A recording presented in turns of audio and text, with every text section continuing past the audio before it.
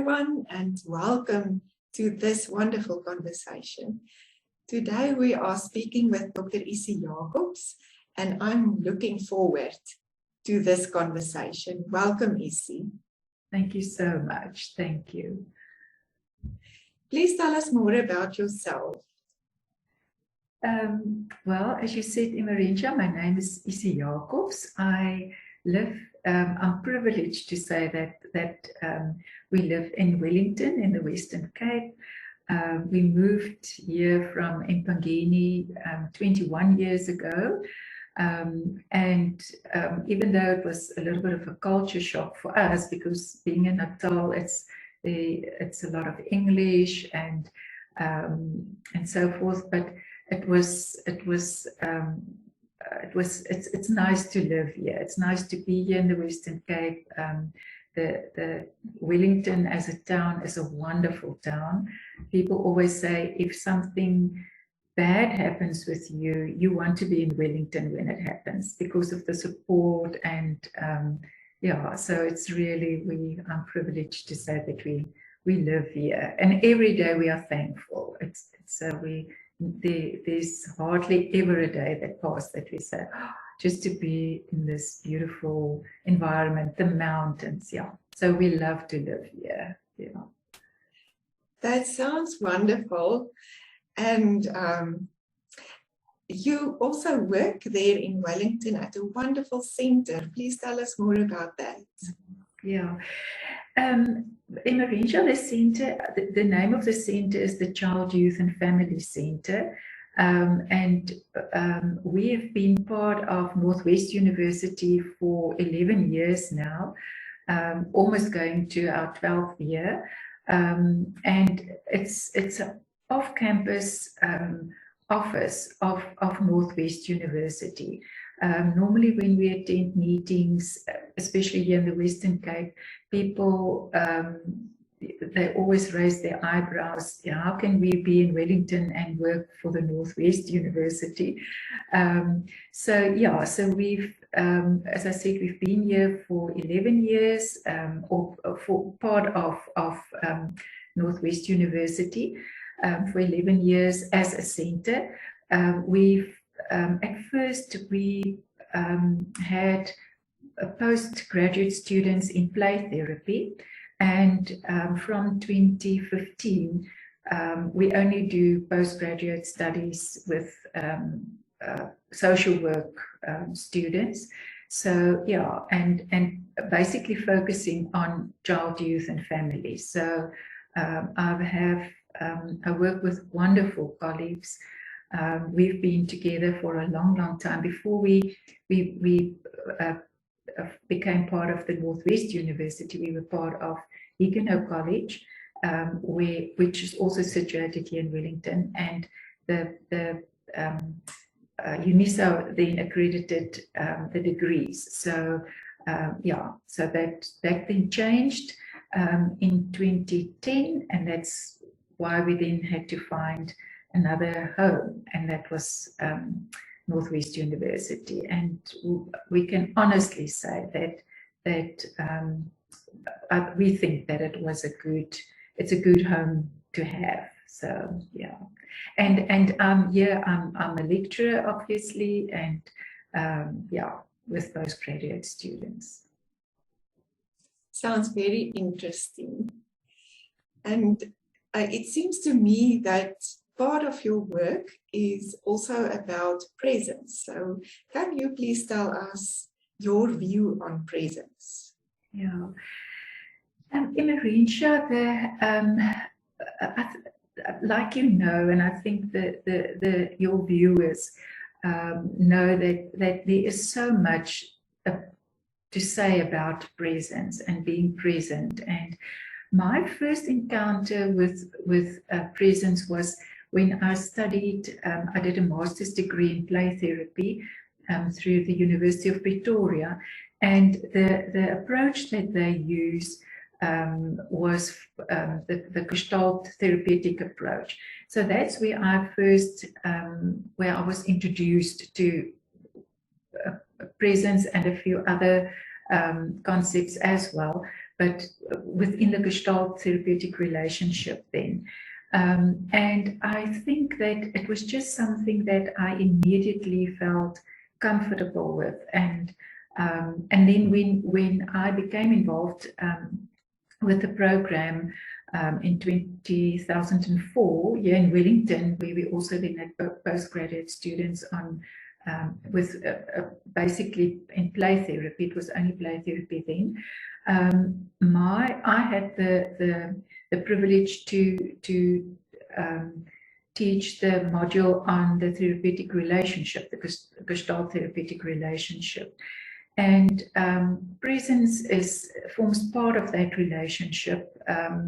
And I almost want to say that I cannot imagine that when you are in a helping profession that you cannot practice presence, or that presence doesn't form part of how you approach people, how you go about in your day-to-day contact with whether it's a patient, a client.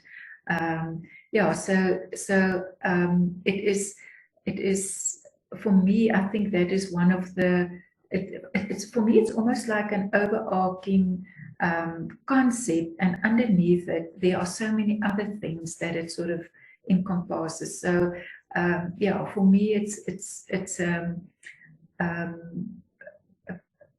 a value that is so important. And I'm thinking my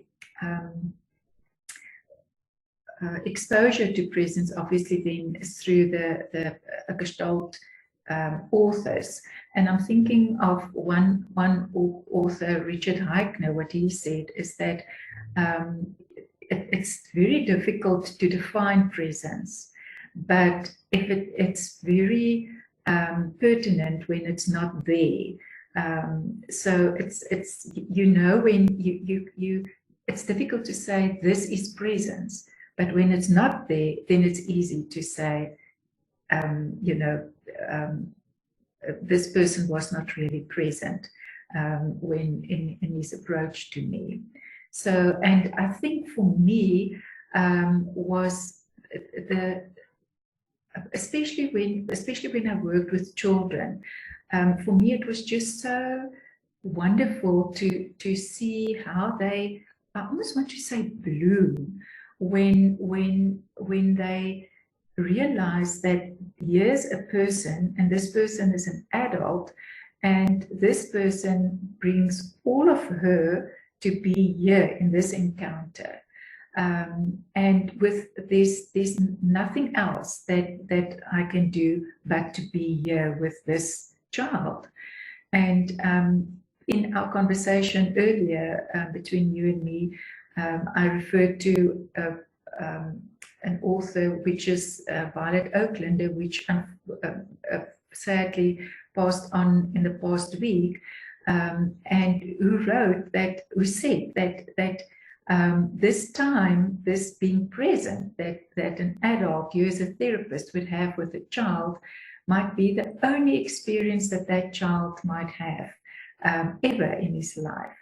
And I think with presence is there's a form of trust that is established. It's a respect. I think by being present, you show respect for the other person. You can be in their presence, as you want to show respect for that. And I honestly believe that this is something that we actually need to do every day, not just when we're in a working situation. It's how we should operate in a day-to-day basis, and to be present. I think another thing that I can also say about that is that I remember when I taught presence with the students, is that and to follow up on what Heikner said, that it's difficult to define it, but if it's absent, you can feel it immediately. I think when it's this whole thing of presence is not about talking. It's not about it's very seldom about talking to for somebody else to experience this, but it's your attitude. It's how you and if you do talk, then it's your tone of voice. It's your body language. It's really that whole thing of I'm turning towards you. Yeah. So what I wanted to say with the students is just how it's almost something that they sometimes, I don't want to say wasn't aware of, but when they do become aware of it, it's almost that urgency that they had to also include that into their day-to-day living. And yeah, so that is, it's yeah, for me that was a nice experience to notice. You are saying such important things about presence, saying that it's a value that is part of the caregiver, part of the helping person's being. It's an attitude. And also what you're saying that's very interesting is that if it's not there, you immediately feel it.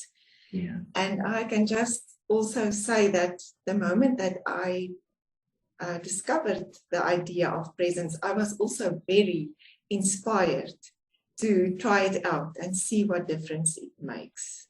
Yeah, yeah, yeah, and I think, Immersion, and I can imagine with you as well that and everybody else that's practicing it, just to go to a shop, for instance, and talk to a lady behind the till, and just that because sometimes you would, by the end of the day, I think when most of us that are working get to one of the shops where we shop, and you find a person behind the till, and they've been there for hours. They look tired. And just by noticing that, and just by commenting on that, and not just sort of making no eye contact. I think even in that's a form of presence. It's to and sometimes the surprise that you see on that person's face is it's so wonderful. And I think it's not to do it to get something back in return. It's not about that, but just to realize that perhaps this is the first time this person today had a comment other than you know, I want a bag or whatever, you know. So yeah, and I really think it makes somebody feel valuable, and that is I think the most important part for me about presence. It's that I value you, I value who you are, I value that you are, and I think that too is something that we live in a time where we've become very individualistic. It's about me. It's about my needs. It's about what is it in for me. And I think we perhaps even parent our children in that sense, or children are parents to think about, you know, to think along those lines. So it's about me all the time. And I think the minute that somebody else has that experience of I am valued that this person takes the effort to make contact with me. It's a yeah, and I think for me it's quite important, especially the marginalized people. I want them to experience that they are valued. and just to have that respect for them, that to me is quite important. I'm just thinking of Emmanuel Levinas that wrote quite a bit on relationships, and many years ago. And what he said was that we basically have, it's not a choice whether we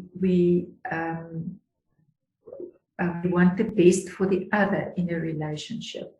We are obliged to want to have the best for the other person. And he refers to it as a steward in service of the other, or let's say a steward in service of the relationship. And I remember when I read that, I read it for my PhD, which was the relationship between the parents and the adolescents. But then I realized that I think it can work excellently in marital relationships, or relationships like that, where I've just for a moment turned away from who I am and from my busy being to where are you, and where's our relationship? You know, make our relationship the important part here. Excellent. So what you are saying is that presence not only means something for the other person when they feel valued, it also means something for yourself, that you feel that you make a difference. Yes. And also it makes a huge difference in relationships, that we value one another and see one another, and it edifies the relationship in everyday living as well.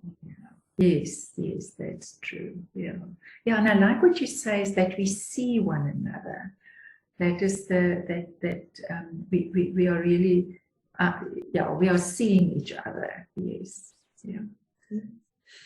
You've already mentioned a few examples of where you saw presence. Would you like to share specific examples where you experienced presence? Yeah, I think, as I said, with children especially, that is even although I'm not that involved with with children at the moment, I think that realization and how they it's almost some sort of you energize them in a way when they realize that this adult person is present here with this with me. So I think that for me is I have numerous examples of that. But then I also think, especially if I think about the field in which you are working, and the focus on presence in nursing, I thought about a time my mom was in hospital, and she was in terrible pain. And what we found so interesting, there was a lady that she was not an auxiliary nurse. I don't know whether you have a term like that, but she was not even that.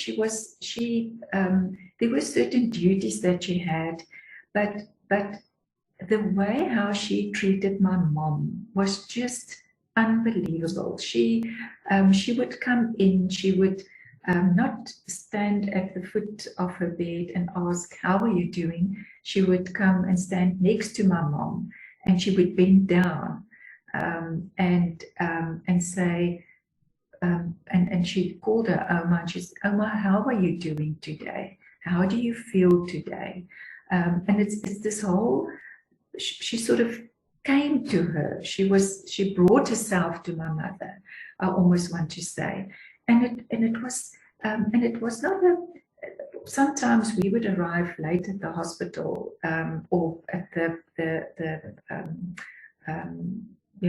like say after 5, 6, 7 o'clock at the hospital, and this lady was there, and she would also be tired. She still needs to get back to her place and possibly feed her children, but there she was with my mom, and it was just that it's something my mom embraced, and I think even us as a family embraced it, and we had so much respect for that woman, and yeah, and it's just a and I mean this is really many years ago, but still even today I can remember that, and especially I think when people are in a when they're vulnerable, and somebody then come to them and have presence, are present. I just think that's part of healing for them, I believe. No, I so agree with you, and I can just imagine how healing that was. Yeah. The idea that come up for me is that caregiver offered herself. She gave herself as a gift. And I often so wonder what helps a person, a caregiver, to be free to offer themselves. Yeah. I wonder what makes the difference. Yeah. The fact that they decide to do that, the fact that they do that. Yes. Yeah. I think it's a I think it's difficult to answer it, but I wonder whether it has not got to do something with perhaps she has noticed before how being present, what difference that made. And the interesting thing I think about present is not something that needs to it can be a momentarily being present, but you've been present. So, and I wonder, and I agree so much with you, Maritja, where you said she offered, and that's, I think, the important word here. She offered herself as a gift. And I think that is that whole thing of being the steward in service of the other. And it's not saying that somebody else will take advantage of me or something like that. It's nothing like that. That's not being present. That form of present is, and I like that word, you are offering yourself and you are a gift for the other person. And probably this person saw, what influence that has. And perhaps it's also just who she was, and perhaps her love for what she did. And I think this is that she really loved, even if she didn't have the highest position in the hospital, but she loved what she did, or what she was doing. So yeah, I think that could be that. Thank you so much for sharing that. That's very inspirational. And I'm just also again becoming aware of that presence is something that is contagious. So if, as you say, if we see it, we are inspired by it and we feel healed through it. So yes. Thank you so much for sharing that. Yeah, I sometimes think it's almost a thing of it's paying it forward. So if I've experienced it, I would like to pay it forward to somebody else, and I think especially if one experiences what difference it makes, and yes, then that thing of I would like to pay it forward. Definitely. In our previous discussion, you spoke about a project that you are planning, and it sounds very interesting. Will you please tell us more about that? Yes, I was asked to perhaps if I can just go back a little bit. My PhD, as I mentioned earlier, was on developing a framework, which is now a workshop, to facilitate reciprocal responsibility in the parent-adolescent relationship. And when I started with it, there were people that said that, you know, adolescents are egocentric. They will not participate in this, and they will not sort of the whole idea of having reciprocal responsibility for that relationship might not work. But anyway, I've developed a workshop now, and I've been asked by a children's home to present this workshop, and I've actually started with presenting this workshop at the children's home. With between caregivers and the adolescents, we broke it up. We only having the boys now, and then next year we'll have the caregivers and the girls.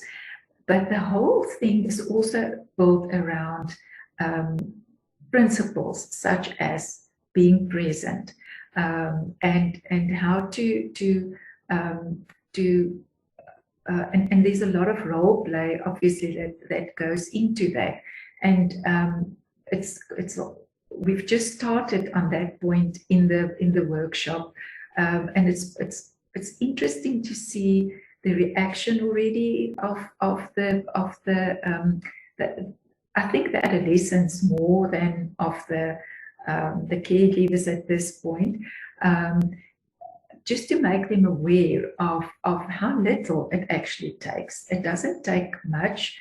Yeah, so the whole concept is where I have dialogical principles, which presence forms part of it, inclusion, confirmation, also being a steward in service of the other, of the relationship in this instance.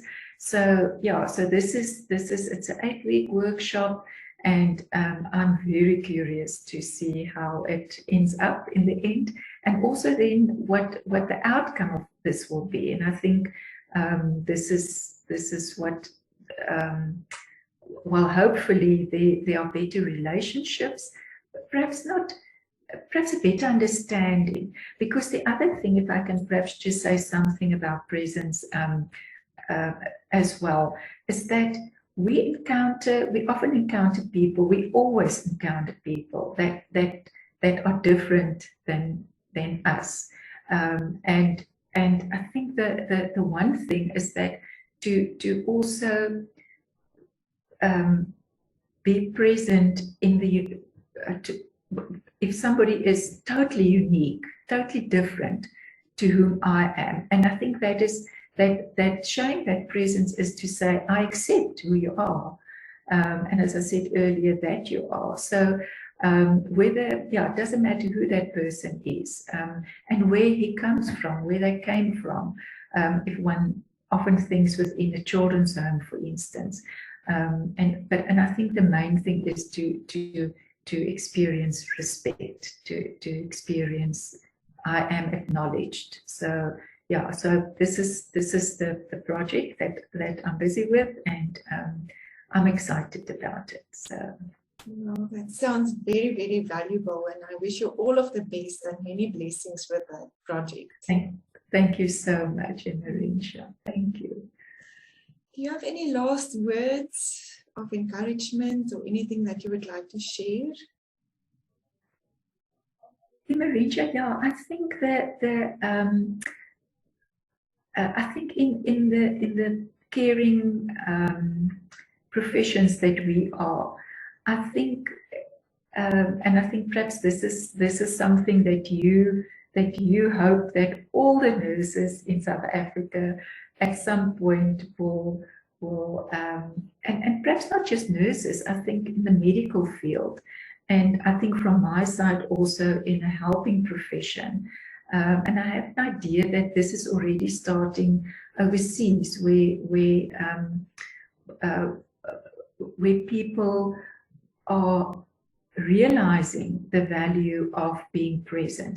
And I think for me is that I hope that this project that you are running, Emma, will really have a far-reaching effect, and that it will be a thing of it's being paid forward. So you know, that it's almost like a snowball, that it will just get bigger and bigger and bigger in the end. And I think something else that I also realized with this whole thing of being present in a therapeutic relationship was that I don't have to have all the answers to the problems. I don't have to want to solve somebody else's problem. I think when I'm present, and I show respect and trust, and the trust says, I'm trusting you that you'll be able to solve your problem. We must just get to a point and help you to get there, and this will be my role, but I'm not necessarily the expert.